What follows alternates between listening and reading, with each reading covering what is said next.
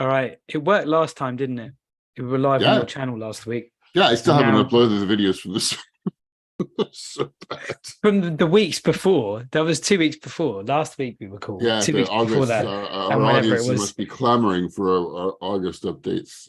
Well, it's the holidays, and now it's back to school. Yes, it is. And I was back to school. You were back to school too, right? We were both back to school. And I actually back. I don't even know if back is the right term because I was in a new school teaching. Oh yeah, you were kind of like, how am I going to plan it all? Oh my God. Well, last weekend I spent the whole weekend writing my syllabus that is far from finished. Does and it this matter? week It doesn't matter if it's not finished, does it? Really? It seems like it doesn't, but it originally seemed like it was a really important thing to do. But it seems like I'm going to have some leeway as long as the students know what the course is about, what the assignments are, what the readings are for the next few weeks. But I still have to get a lot of work done on it. And Yeah. I got to work on it today for my class tomorrow. What I have to work on today, and I was supposed to anyway. I'll circle back to that. But now it's really interesting hearing you say this because you're like, you did a post on LinkedIn as Professor Vanderhorst. And loads of people were like, we can see it. It's so cool. We can totally see you being a professor and doing a PhD, amongst the many other things that you do. But I have officially started my master's, right? Congratulations. So what is it again? Data science? But it might as well be. It's business analytics. Oh, business analytics. That's right. Oh, but that's complex. I don't know. My God. Why did you want to go into BA, as they call it? Yeah, they do call it BA, isn't it? That's the thing, isn't it? Business analyst. I'm a thing. BA. I never knew what it was until my wife. I crunch a lot of numbers, and I'm super expert with Excel spreadsheets. I think. Yeah. Well, yes. With macros, a lot of macros. Yeah, but that's more statistical analysis, please. No, I don't know. Yes, that's what I'm talking about. So I've started. I already knew some Python, and I was already familiar with the basics, right? And what I thought was that the webinar that we had on Saturday was the beginning, but it turns out the webinar is at the end of the week of all the work you're supposed to have done. Oh, that's interesting for you. Very. And I only discovered this on I don't know what it was, Tuesday, I think. How did that? And I was like, oh, it's terrible.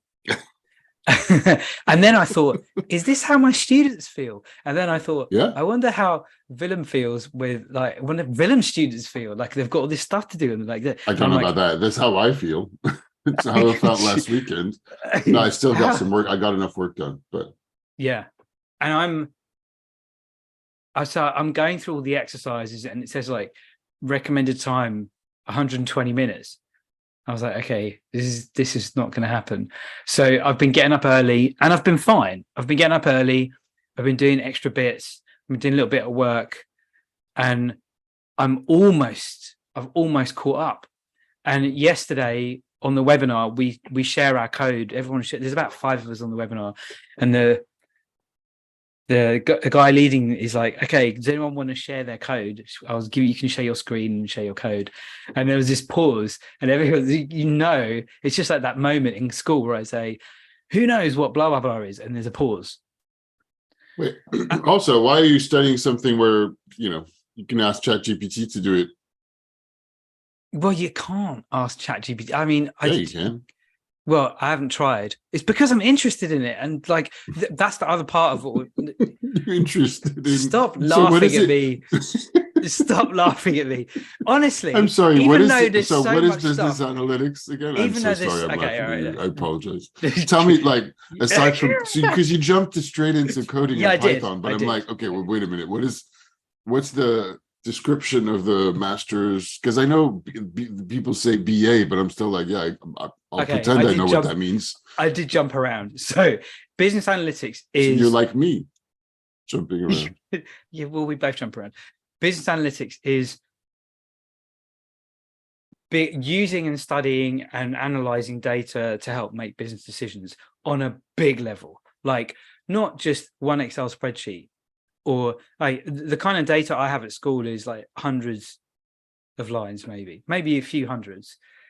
But some of the stuff I've been playing with before I started this course is 8 million lines of data. Of what? Of data, like sales data, for example? It could be sales data. The case studies I've been playing with are for a fake startup that is collecting membership data. They have all the membership data, and it's an app, and it has all the app data of which things people are doing.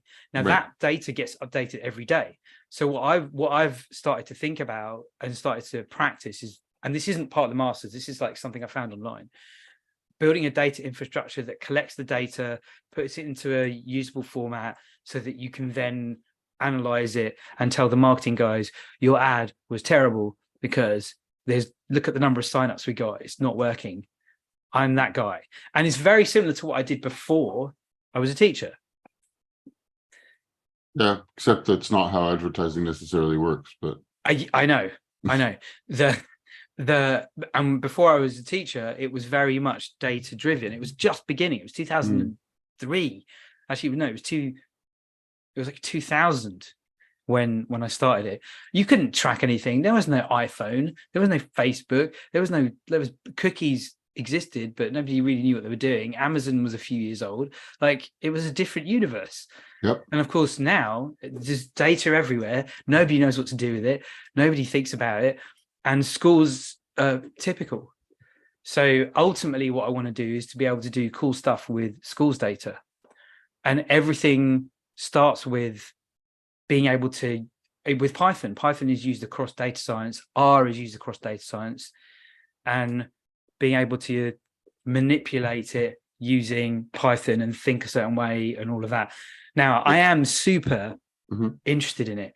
And the stuff I'm doing is, I'm so motivated. I'm so interesting. There's just so much.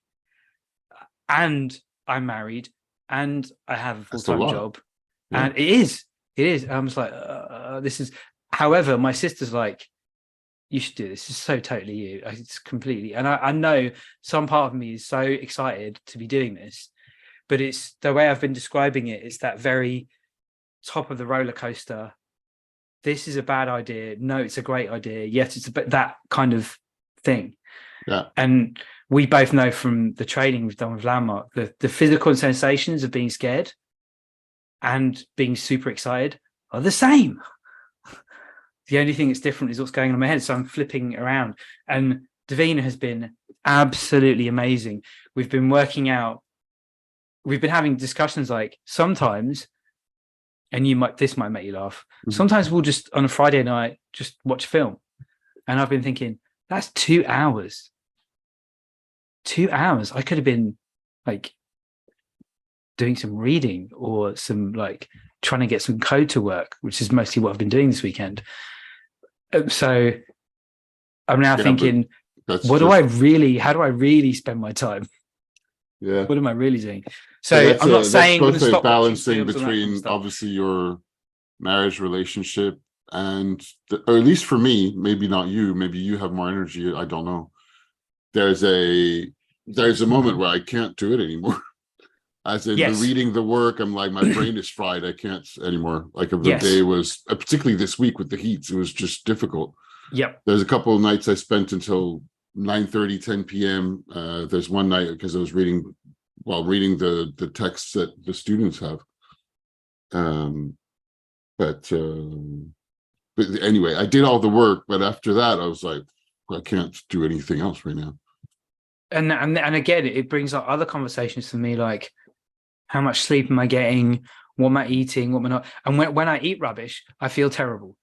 When I eat that's one thing I should improve on, to be able to be more productive in other areas. It makes a drinking and eating, the drinking in particular, huge difference. Like it's so obvious the difference it makes. So it's this kind of like, how am I going to do all this? And I'm familiar with it. It's not unfamiliar to me, having done loads of things in the past where I've just been like, how does it work from a structure, credits, time? So the people you're doing it with are also working, I guess? Yeah, they are. Although, and do you have a certain number of modules, credits to validate in a semester? How does it work? Yes. So it's designed to be done across 2 years. Okay. I think there's 10 modules. Not so the first year is like doing all the stuff, and the modules run roughly every 8 weeks. So we're going on holiday in October on the 21st, and the assignment for the module is due on the 24th of October. Yeah. The assessment. So I'm like, I've downloaded the assessment already. I've started to look through it and think about it. And of course, the game is to have it all done before we go on holiday. And then, but the modules are back to back. There's like a week gap, I think. And so it continues through the year. Now, they're really flexible about, they know everybody's working, and just tell them before the module starts that you're not going to do it this time. And everything's on a carousel. So you can just pick it up another year and spread it out across the years. But there's a certain number of points for each module, but the big thing is the project. The second year is meant to be where you come up with an idea for your project, and you use everything you've learned to do a real life kind of business analytics thing, which is perfect because I'll just do it all about school and school data. So, and this also brings up big conversations, certainly for me, about future and how I am about like my future. I do feel like I've got a huge future opening up. Davina's going great in her job, and both of us are like excited, and I was excited and scared. But then I was also thinking about, like, I have lots of friends and we have a few mutual friends, who've got kids. And I know the way they are about having children is they do whatever it takes. Whatever, they will do it. It's their kids, it's their family, it's their life.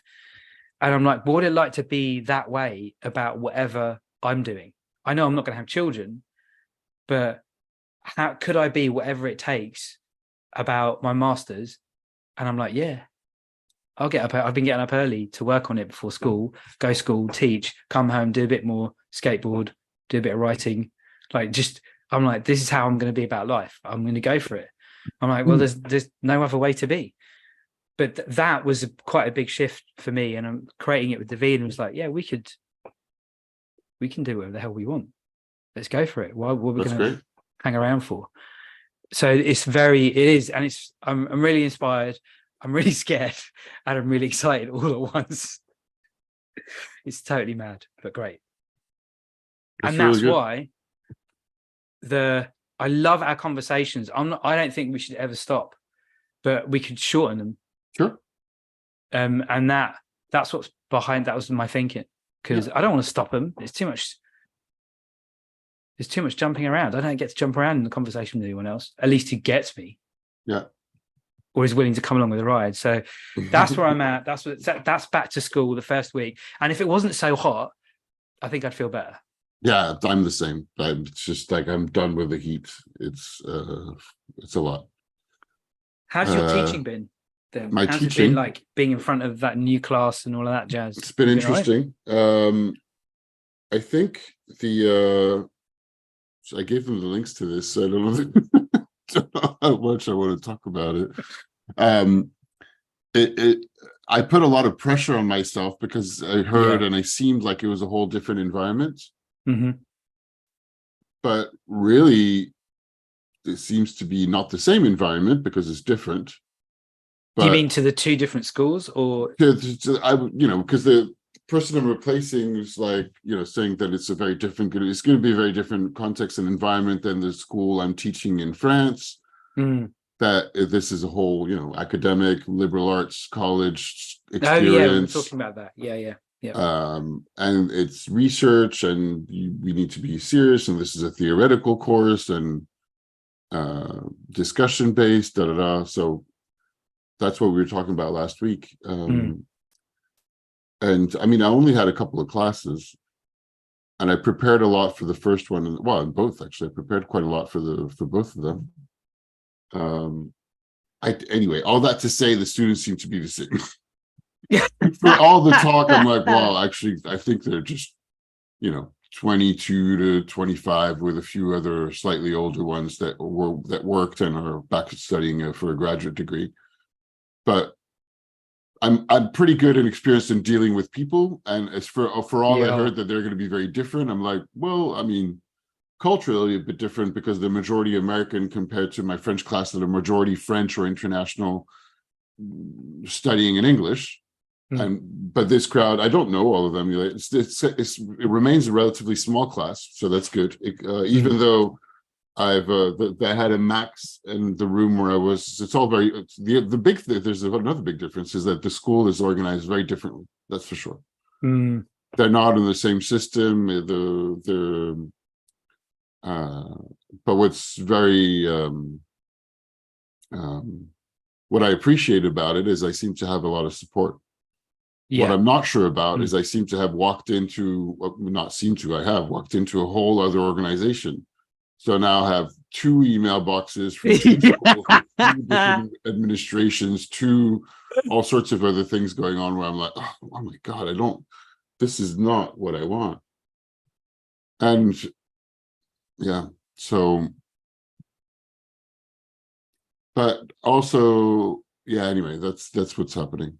Do you find that you've realized that you know your stuff? Do you have that experience? No. Or do you still feel that you don't? No, I don't. Well, not in this context, maybe I shouldn't have done that, but I did anyway. I don't know. So I'm starting the course on semiotics, which is the expertise of the teacher, the professor I'm replacing, who has a PhD in it and wrote a bunch of articles. But it was good for me to get the terms that I knew for the most part, but not formally and not well enough to teach. So I'm starting there, which is a good way to have a common language to describe images, in this case, brands and advertising, but to describe anything in terms of meaning and meaning making, because that's the whole point of the practice. Yep. And I'm out of my depth, but the following week, so the next week I'm going to be a bit out of my depth with the other teachers coming on Thursday. And after that, we're going to more known territory of mine. So I'm shifting to books I know and I've read, and I'm adding, but I still need to add a bunch of stuff. And then at the same time, I'm trying to balance at the same time all the stuff that I know, but revisiting all the stuff that I know because I don't know it well enough to teach at this level or this way, because that's not the way I do it with the other school. It is different in that regard. The teaching at the other school is very much lecturing, like me speaking, rather than a lot of interactions. So, so it's exciting to learn a lot and revisit a lot of the things that I've read. I like that, and I want to learn a lot more. There's one big novelty, which is to have access to the school's library resources, which is huge, and I didn't have that before. So peer published articles, amazing, and publications I've never, and that's huge. It's really big. There's a lot. And I've been exchanging a lot of messages with the library and adding books to the library, which I was surprised they didn't have of my references. And there's a bunch of them they didn't have, which I was surprised by. But it goes to show that there's such a thing as practitioner theory and academic theory, and a lot of academic theory. And it was interesting because I heard several references of the couple of teachers I met on the orientation who were like, "Oh, you should read this," and lo and behold, it was in the syllabus. Now I'm interested in reading this particular thing, but it also seems to me dated. And have I told? I don't think I've told you this story, but when I was at university, about what you're saying about the book is in the syllabus, and the syllabus is created by the academic, which I think you're making a really interesting point about practitioner theory and academic theory. So when I was at uni, I had this discussion with she was the head of my course, the lead person on the business part of the course. I said to her, if I read a bunch of books and research and I immerse myself in the knowledge and I produce a really well thought out piece of work with lots of references and all that kind of stuff, I get a lower mark than if I reproduce the textbook, which happens to be written by my lecturer. Yep. Like and I said to her, university feels like a massive memory test. And she said something like, it's a shame you feel that way, and that's not what we're aiming for. But it's, it is. She basically is that says recent, or is that back in the day when you were studying? This is 25 years ago. Yeah. Okay. So, It's a I'm pretty quarter. sure this. I'm It's, pretty sure that's how it works. yeah, but but I mean, I'm it's a quarter. disparaging. But I just paused there because I realized it's a quarter of a century ago. But I'm not sure it's changed that much. And no, and so that's at to give university an level. example, a short one. So one of the references and one of the theoreticians, yes, that's right, Yeah, I in think so. semiotics is Roland Barthes. So there's a bunch of French people. The French actually love it. So I also realized that my job in the industry here is really very much filtered and colored through this practice and discipline, which That's in the great to get. Anglo-Saxon world is not as much. Interesting. It very much exists from an academic perspective and from a how to describe it, but the thinking or the naming is different anyway. So there's one of his main books, which I'm sure is super interesting to read, and I have not read it, Mythologies from Roland Barthes, is all about. Anyway, I read there was one bit in all the PDFs from the previous teacher that I'm trying to slowly go through, but I can't. So it's not enough time. Yeah. And I spent a lot of time this week, like really a lot of time preparing for this stuff. And I'm not even ready for tomorrow yet. I need to still work on them, preparing the assignments, figuring them out. I was preparing for, then I have my other class starting next week. By the way, I'm just making a tangent. But I also realized looking into the systems, I was talking to the two admin systems. So I have two inboxes, two blah, blah, blah. Yeah, it's confusing. I was just, and of course, the other school has new systems. So there's a bunch of like learning management systems, calling out attendance sheets that every one of them is a different website or app, whatever. And they change. And I realized looking at it, because I had not looked at it and I had not kept in touch with what was happening with the school since we finished doing the scheduling a month and a bit ago. And my classes are chock full at the ISCOM side of things. So for the fourth year students that are starting next week, I have 3 classes, 31, and 20 students. Is that because I don't know. I've asked them. Is it you? It's got to be you. Their classes. No. Their classes are full. This is not me. They don't choose. Their classes are full for the fourth year. I don't know what's going on this year, but I've never had so many fourth year students. Last year for this same class, I had one group that was like less than 20. So you got 25. From one group to 3 groups. Yeah, so that was the first surprise, which I knew. And that was one thing where I was like, "Oh, I have 3 groups. Okay, well, I guess. I mean, it's more time, more money. So and not more preparation. Although I did not expect to have so many people in the class. That's a big class. It's a lot of grading. It's a lot of grading. So yeah, and I don't even know yet how many I have for the 5th year students, the graduate students, because they're usually a lot, and particularly in the online class, and they're working. You're becoming an academic. It's useless to resist. I am resisting it big time. I don't like it. Professor van der Horst. Yeah, I'm not sure about that. I'm actually. Screw it. I'll say it. Doesn't matter. It matters. I know I didn't want to talk about it, but I'm actually, I mean, I'm happy with the opportunity and I do like teaching, but I'm also resentful of the whole thing. That's the opportunity as I'm getting. But I think, and I feel like the imposter syndrome is kicking in is, and then I have double imposter syndrome at the New York school because I have imposter syndrome that I'm not an academic, I'm not a PhD, I've never published a peer-reviewed journal, and I'm not barely even writing any kind of articles for a while. And then I get the other imposter syndrome that I'm a failure in my job because otherwise I wouldn't be teacher. Yeah, those who can't. Exactly. Those who can't teach math. I don't know. No, teach PE. That's from School of Rock. Yeah. But I do get it. I do get that whole experience of the imposter syndrome and all of it. And I think it's genuinely what I said earlier about the library resources. I would love to just have only, and I can't imagine how it is on the for you right now, to get on to getting up early in the morning, finding time to be able to study, because I need to do that too. But I also need to be able to keep writing, keep publishing on LinkedIn, which I haven't been doing.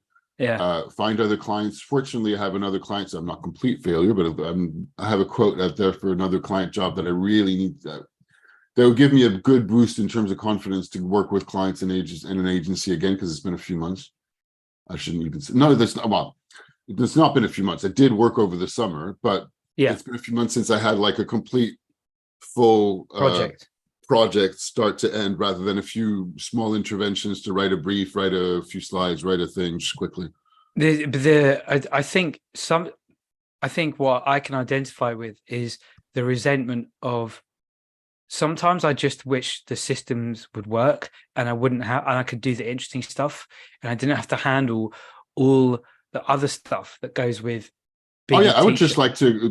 I would quite like to read all the stuff that I'm meant to be reading. Yeah, And also hate myself for not knowing it now. And it's silly, of course. And I will be going in the direction of the stuff that I know very soon. And I probably should have done that. I put more work on myself by even starting in an area that I'm not familiar with. You just like to live on the edge, don't you? Yeah. I'm into the next Dresden Files, of course. Oh, really? Yeah. Amazing. And just really, he seems to be in situations where he just gets himself in, like, there's no let up for him. And sometimes I'm like, it's like Willem. It's like he took this on, he knew what it was, and he's living on the edge. Wow, that's a big compliment to say that I'm like Harry Dresden. Well, I mean, he's a complete mess up, really, when you think about it. But there's something cool about him.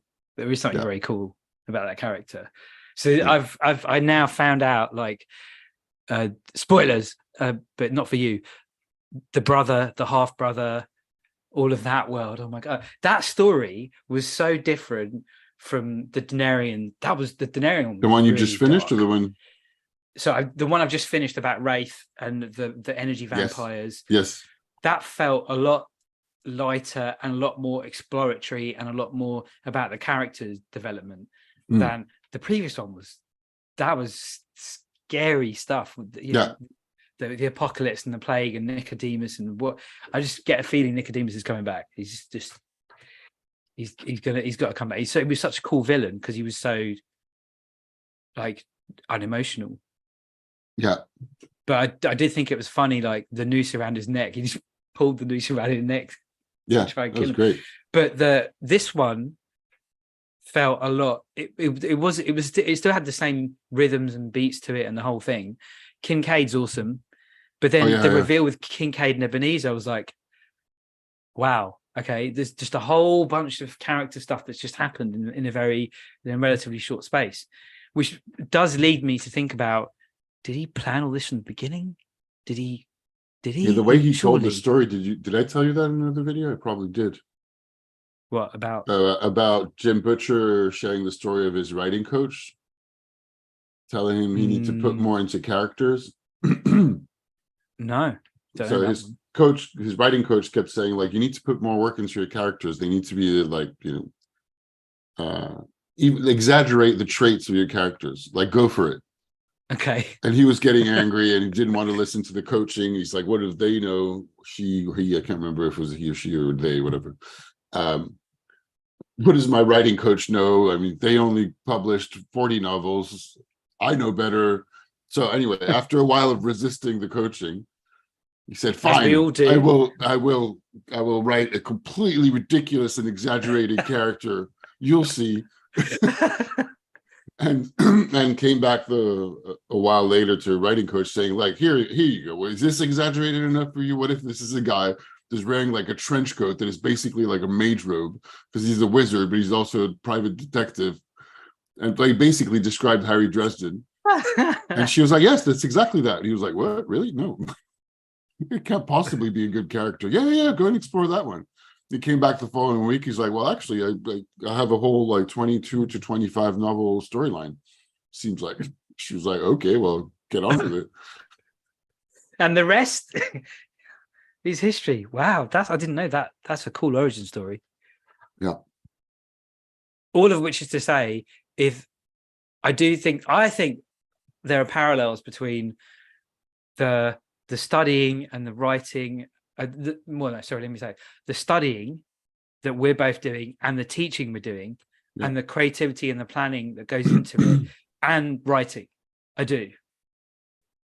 think. Well, right now I didn't spend any time writing. I need a different. I've been saying that I'll do it today because I've been saying I need to do it this week, but I said that on Monday. that I need a new writing routine. Even like yeah, you did. The other one is 3 weeks old, but I still need a new one. I can't keep up with that one. But didn't you have a writing group that you were going to go to, or like on Sunday? I didn't go. I was working. Oh, that was last week. Oh, that was last week. Yeah. There was a friend of Katie's was staying over. There was a dinner with her friends, and I had to finish work. Anyway, I didn't go to the writing group, and I had nothing to show for it. So I was just like, you know what? I'm working on my syllabus, so I'll just finish that.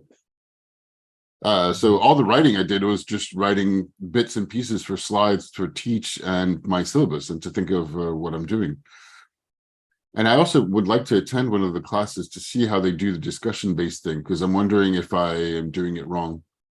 I don't know. I tried to do that on a Thursday, and either the students are just the same everywhere. And by that, I mean, there's a few brave ones that are going to answer the questions, and a vast majority who don't say much.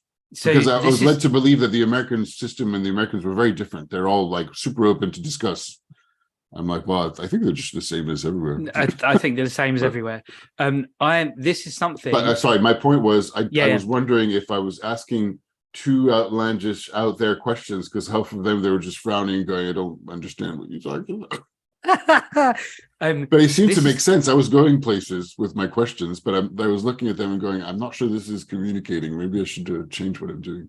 This is something that I'm an expert at, and it's like, honed over the years of teaching. Yeah, you have a lot more experience in it, for sure. And I usually say something outrageous. What do you mean? So there's a couple of go-tos that I have. One of them is for what? For just teaching psychology, for discussion, like stimulating a discussion with young people. Okay, good. Where when you ask a question, they just go, and they're not sure what to say, and they can't tell. I like to inhabit this world where they can't tell if I'm being serious or not. It's just my style.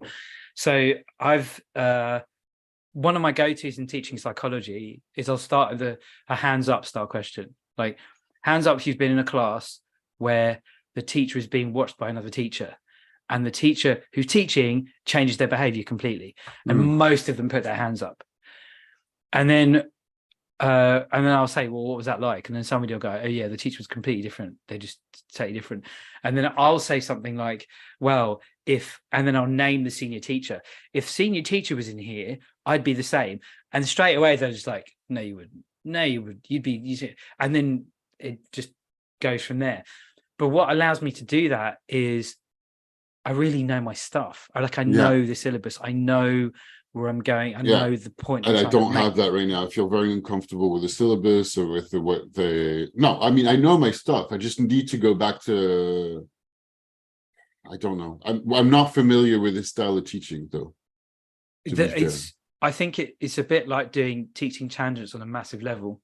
You ask a question. Ask a question that's super accessible, that's really easy, and then build from there. But it does require like a foundation of knowledge. Occasionally, I think the professors over there are probably saying. doing exactly that, and they know how to bounce back. And where it's, I don't feel familiar in this particular way. And the classes I do teach at ISCOM, they're much shorter modules, and they're different insofar as I'm like, here's the information. And by the way, this is also just general development for me as a teacher. I think. Yeah. Because I think I do a lot of what's it called? I think it's called descending in French, as in, I'm giving them information, and then they have to apply. But there's not really a lot of back and forth to get how much have they gotten of what I'm trying to teach. So there's some I have some coming from them, insofar as assignments that they do a presentation.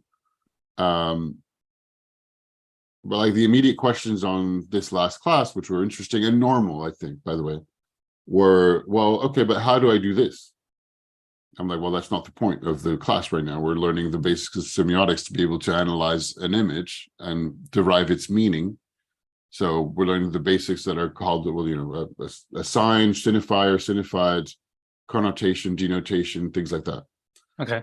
And then person's like, well, okay, but if I'm a brand and now in modern days I want to advertise my clothes products to be inclusive to LGBTQ people as well as heteronormative couples, like, yes. So how would I do that? I'm like, well, that's not the point. I mean, this is a very good question. And I can only hope that you get insight as to how you might do that. But every brief is different. And I'm not here to give you an answer. We're at the very beginning, like this is second class. We're going to dive in and go deeper. Don't worry. But right now, we're just looking at having common shared language for how do we analyze one image. So what is its meaning? When I get a question like that, my other thing to do is go, well, what do you think? Oh yeah, absolutely. And then just leave which them, is also what I did. Just leave them like floundering, like, well, which is also what I did. And she was like, well, and then you can unpick what they say. Yeah, it does work. We did a little bit of that, so that's another thing to do more of for sure.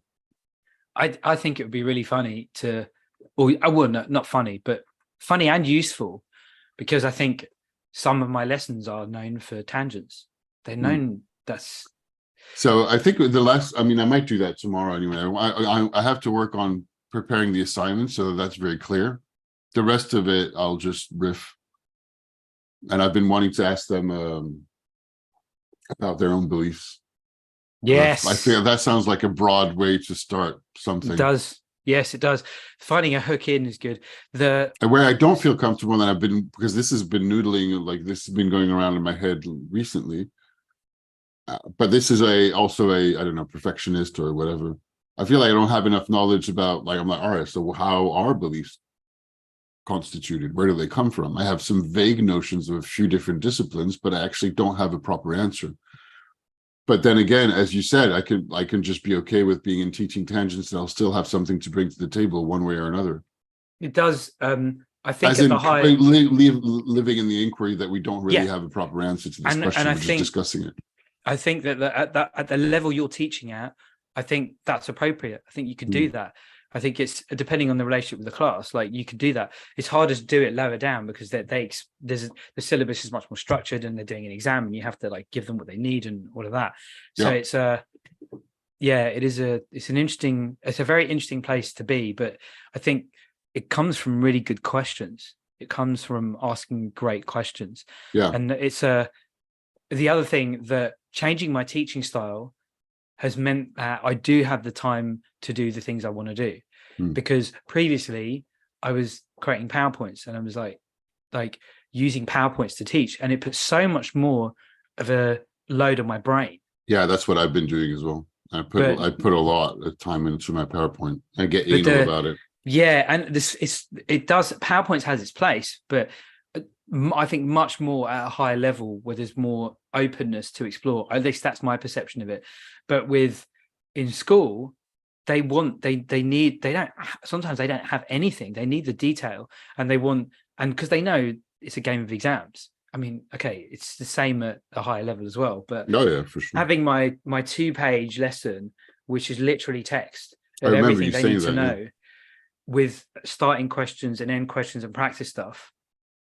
I also spend a long time, and this is typical, it happens every year. I spend a long time looking at ads, trying to find the right kind of ad, support that illustrates the points I want to make. And then I go down rabbit holes. I look at a bunch of ads and think about it. And, this is the other thing I've realized.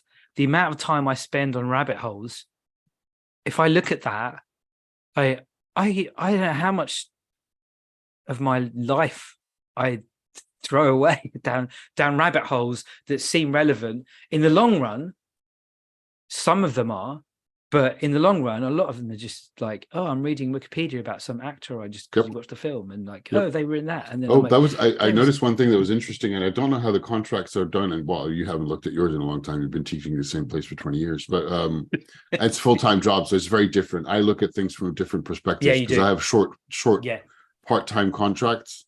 Anyhow, the contract from my French school compared to the American university is different, very different type of contract. I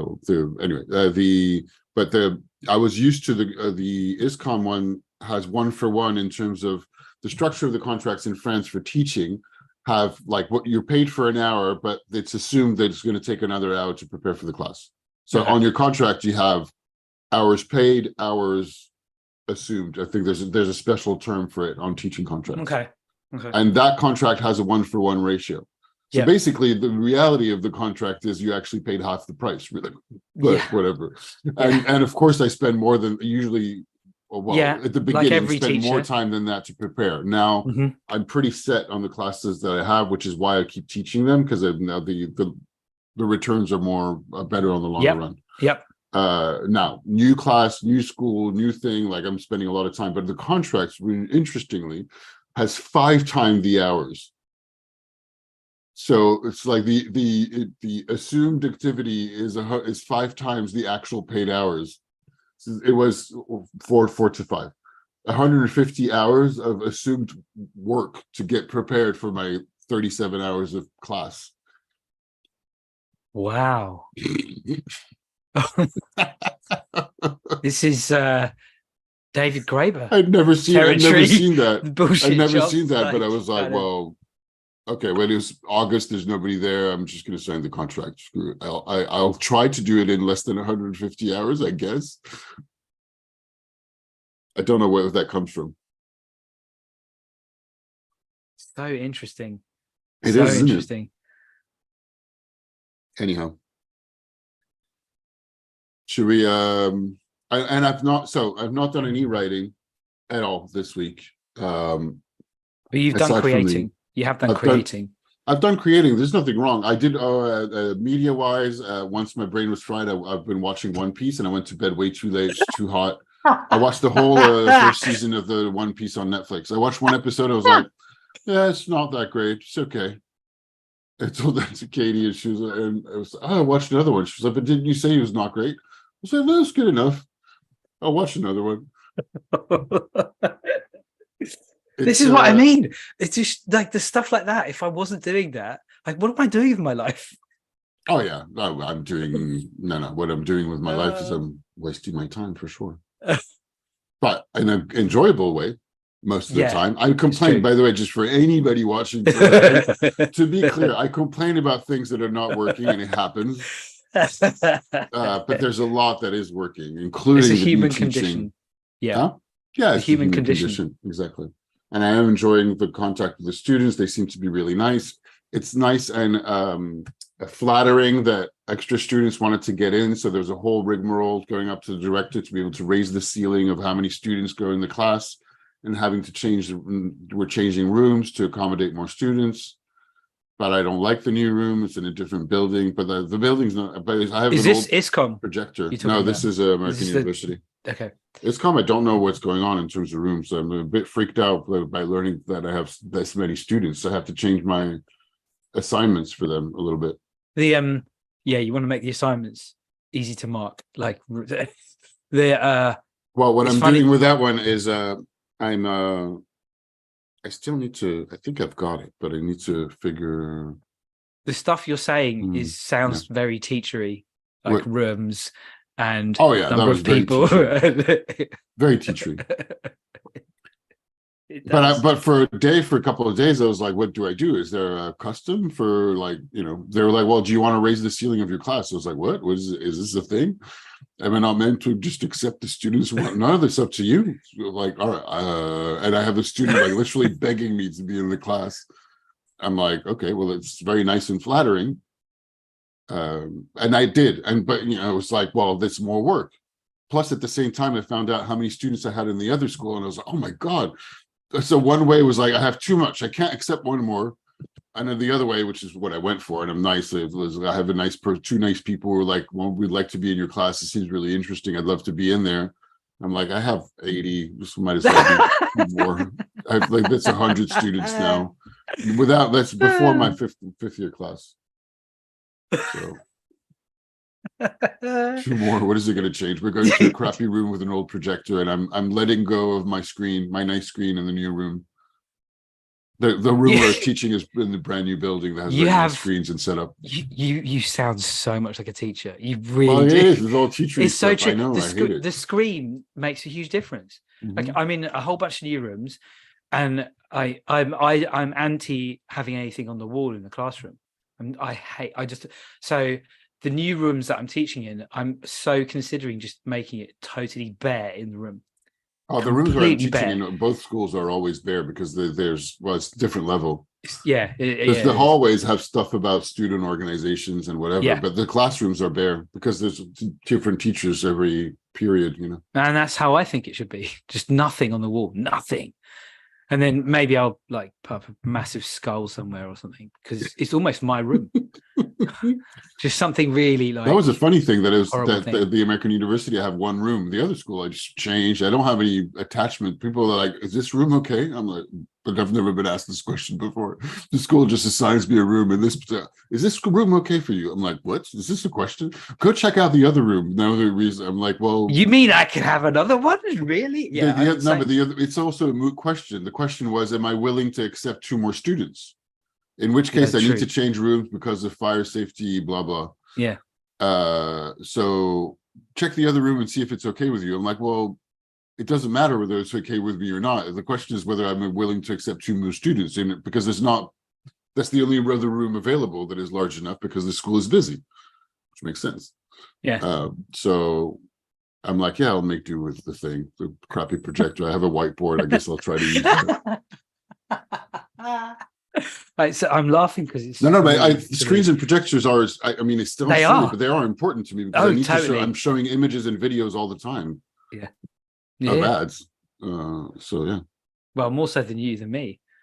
Like, I went into my first lesson in this room, and I couldn't get the projector computer wasn't working. I was like, oh, well, it didn't really matter, but eventually I got it working for the next lesson. But as long as I got a pen and paper and I got my sheet, I'm fine. Oh yeah, and I brought my own HDMI cable. Did I tell you that the thing for the orientation? No, that sounds about right. I do stuff like that too. 4 hours of orientation, and then my main takeaway was, I mean, I'm exaggerating. If anybody's watching this, I learned a lot about the school. It was great. Thank you very much. But the main otherwise was like, I have to bring my own HDMI cable. Really? Okay, fine. They might have HDMI cables at the bottom, but they're keeping it with a flat. I was like, all right, fine, I'll just bring my HDMI cable. Okay. Yeah, you can use the computer in the room, it's all set up and stuff, but I'm like, in both schools, everywhere. I want my stuff. I want my stuff. And I had that conversation with my friend Jonathan, who teaches elsewhere. I talked about it. I was like, he was like, no, never. What? No. Using the computer from the school? No. This is my material, my stuff, my computer. None of that is ever going. There's no interaction between their systems and mine. So I'm using the cable and the screen. That's it. I'm like, oh yeah, I do the same thing, I guess. Totally agree. Although I do have a school laptop, but it's fine. But it's different. You're working for the school. That's your full-time employer, and it has been for 20 years. We're like, freelancing basically, or contracting for schools. Yeah, that's true. That's an interesting thing. Maybe we should talk about later on, because I think we should wrap up soon. Yeah, we should. Yeah. If so if I come up with a bunch of stuff at the school, or some pupil creates a great product in the design workshop at school, the school owns that. Like, they own that intellectual property, like that kind of stuff. All the stuff that you create, you're using in your lectures, that's yours, isn't it? It's not like the school can say it's theirs. I'm pretty sure it's mine. Yeah, I don't know. I would have to go and double check the contracts, but I don't think there's anything about that. All my material I'm considering it to be mine anyway. I just wondered about that. I just suddenly thought, aside from like the stuff that I recopied, but from this presentation that are the reference was the first bit of reading that I reused from the previous syllabus are web pages of a semiotics teacher in the States that is just a link with web pages with an introduction basics to semiotics. I'll send it to you. It's interesting. However, it's also from the early 90s, never been changed. Apparently it's been used by classrooms and professors all around the world, and it works. However, the references are really old. Hence the question from the student going, well, there was that one image of what looked like to be a normal couple, heteronormative, we get it. But all the references, there's like something about the Marlboro Man, which you're like, well, we kind of get it, but it's really old school. It is really old school. I reused most of the content and made it with new references and slides. Nice. mostly using some of the tributes or case studies with the King's coronation, which is interesting. Also, there was a one with a Guinness ad. And one student's like, I just looked it online. That was a student project. I'm like, yeah, that has nothing to do with whether this is a visual metaphor or not. It just doesn't matter. and there's a bigger conversation on, well, it went around the world multiple times, won awards. So is it an actual piece of advertising for the brand or is it not? Because everybody considers it to be. It's been shared around. So they've got tons of free media. I didn't dive into that one because we didn't have time, but we will circle back to this type of stuff. Which is an interesting question. It is an ad for the brand, wherever it comes from. We live in that kind of world now, I guess. Almost anything and everything is an ad. Yeah, we should, but that's cool. So yeah, I was one piece. I didn't have time for creating us other than the teaching stuff. I'm hoping to get I was hoping to get a signed quote from a client at the end of the week, but I didn't get it, and I didn't get news. I tried to get them on Friday, but that'd be great. Yeah. Busy partying and drinking. Yeah, busy partying and drinking. Birthday party yesterday. First party at home, I realized, in 4 years living here. I did dinner parties, but it was not a big party, but still, it made me want to organize a bigger party. COVID, a bunch of other stuff made it that just time flew, and I haven't done a lot of parties at home. I'm going to see a concert tonight at a big venue. Should be fun. Who is it? Louise L'Attaque, ça s'appelle. It's a French band, French rock. I'll send you some music if you want to check it out. Yeah, please do. Yeah. Please do. And yeah, I am coding and reading Dresden. You really need to read Everybody Lies, Everyone Lies. Oh, I know. I've got it. You're gonna love that stuff. It's really good. I know. And it's very easy to read as well. It's like that's totally the area you're in at the moment. That's exactly. Yeah, I've got it. I'll read that. Thanks for the reminder. Cool. I considered putting it on